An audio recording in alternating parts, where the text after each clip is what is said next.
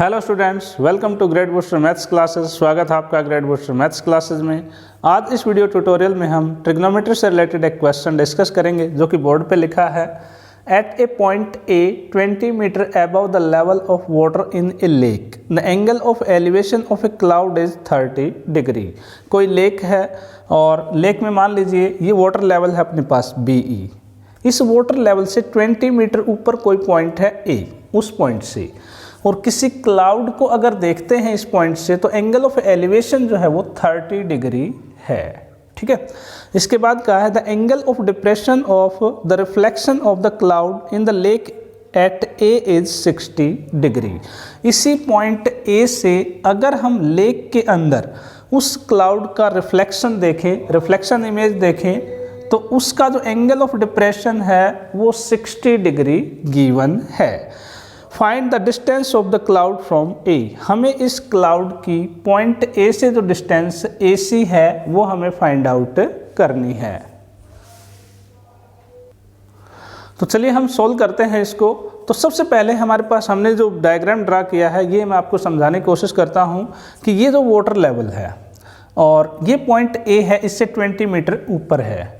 अब इस पॉइंट से एंगल ऑफ एलिवेशन, इस क्लाउड जिसको हमने C से डिनोट किया है, एंगल ऑफ एलिवेशन 30 डिग्री है, और जो वाटर इमेज है, रिफ्लेक्शन है इस लेक के अंदर, उसका जो एंगल ऑफ डिप्रेशन है वो 60 डिग्री गिवन है। हमें इस क्लाउड की इस पॉइंट A से डिस्टेंस फाइंड आउट करनी है। ठीक है। तो सबसे पहले हम, जब हमारे पास इस तरह का केस होता है तो हम इक्वेशन बनाते हैं, दो इक्वल चीज़ें ढूंढते हैं, दो इक्वल अमाउंट हमारे पास यहाँ पर मिलनी चाहिए हमें। तो उसके लिए सबसे पहले हम देखते हैं कि ये 20 है तो हम इसको कंसिडर कर लेते हैं AD। मान लीजिए AD x मीटर है अपने पास। ठीक है। अब यहाँ पर ये वाटर लेवल है, इस वाटर लेवल से ऊपर जितनी दूर है क्लाउड उतने ही नीचे इमेज बनेगी। इसका मतलब E से लेकर C तक की डिस्टेंस और E से लेकर R तक की डिस्टेंस बराबर होगी। लिख लेते हैं हम इसको, यानी कि EC जो है वो ER के इक्वल होगी। ठीक है। अब EC जो है अपने पास वो क्या है, 20 + x, यानी कि x + 20।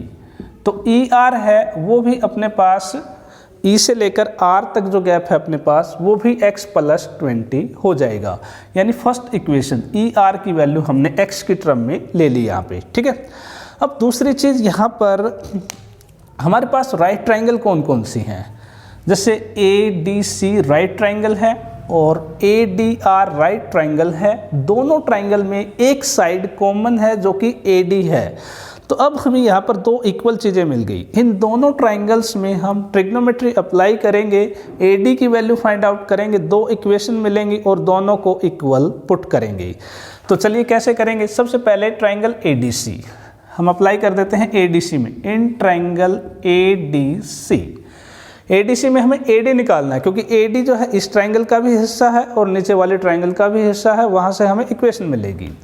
तो जो साइड हमें फाइंड आउट करनी होती है वो ऊपर, और जो गिवन होती है किस न्यूमेरिकल वैल्यू में या हमने कंस्ट्रेंट रेज्यूम किया है उसमें AD/DC। जो गिवन है वो नीचे और जो हमें फाइंड आउट करनी है वो ऊपर। अब देखते हैं AD और DC से हमारे पास कौन सा ट्रिग्नोमेट्रिक रेशियो बन रहा है। AD जो है वो बेस है, क्योंकि ये एंगल है, एंगल के एडजस्टेड साइड AD बेस है, और ये जो है वो परपेंडिकुलर है। तो बेस अपॉन परपेंडिकुलर जो कि कोट थीटा के इक्वल होता है। ठीक है। तो अब हम लिखेंगे AD/DC की वैल्यू हमने यहाँ पर ली है x इक्वल टू कोट, और थीटा है 30 डिग्री।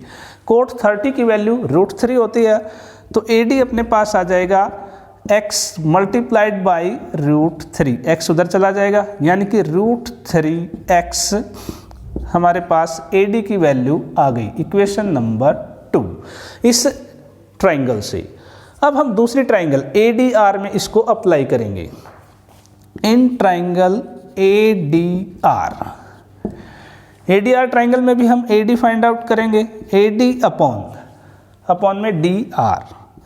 यहाँ पर कौन सा ट्रिग्नोमेट्रिक रेशियो बनेगा, AD जो है इस एंगल के अकॉर्डिंग 60 डिग्री के अकॉर्डिंग बेस है और ये परपेंडिकुलर है, तो base upon perpendicular cot theta, और थीटा अपने पास यहाँ पे 60 डिग्री है। ठीक है, AD अपॉन, अब सवाल उठता है कि DR का मेजर क्या है। DR जो है DE प्लस ER है, इसको हम DE प्लस में ER लिख सकते हैं, इक्वल टू कोट 60 की वैल्यू हमारे पास 1/√3 होती है।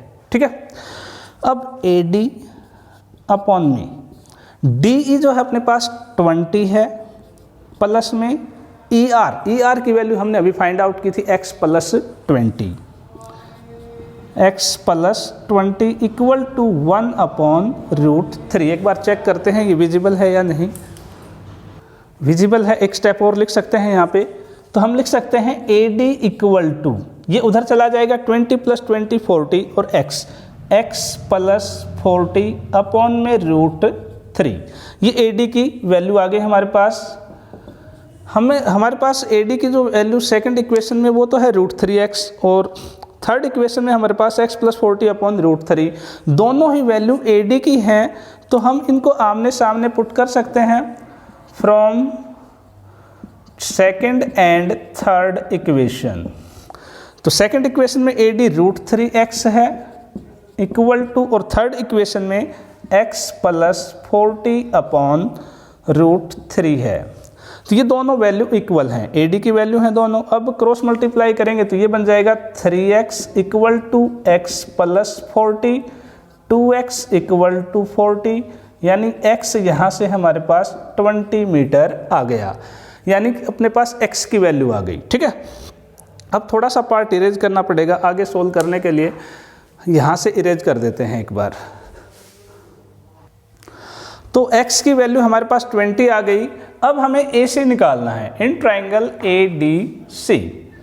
इन ट्राइंगल ADC हमें AC निकालना है। AC अपॉन हमारे पास वैल्यू है DC की, AC upon DC। AC hypotenuse है और अपॉन में DC जो है वो परपेंडिकुलर है। हाइपोटेन्यूज अपॉन परपेंडिकुलर जो है वो कोसिकेंट होता है अपने पास, कोसिकेंट थीटा, और थीटा की वैल्यू 30 डिग्री है।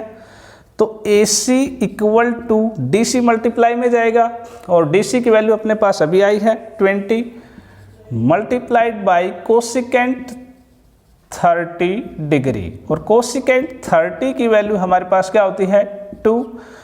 तो फाइनली अपने पास ये 20 मल्टीप्लाइड बाई 2 40 मीटर। AC की जो वैल्यू है हमारे पास वो 40 मीटर आ गई, यानी इस क्लाउड की डिस्टेंस इस पॉइंट A से वो 40 मीटर है। उम्मीद है आपको ये सवाल अच्छी तरह से समझ में आया है। अगर आपको वीडियो अच्छी लगी है तो लाइक, कमेंट और शेयर करना बिल्कुल मत भूलिएगा, और ऐसे वीडियो हम चैनल पर डालते रहते हैं टाइम टू टाइम। देखते रहने के लिए चैनल सब्सक्राइब जरूर करें। Thank you very much and have a nice day.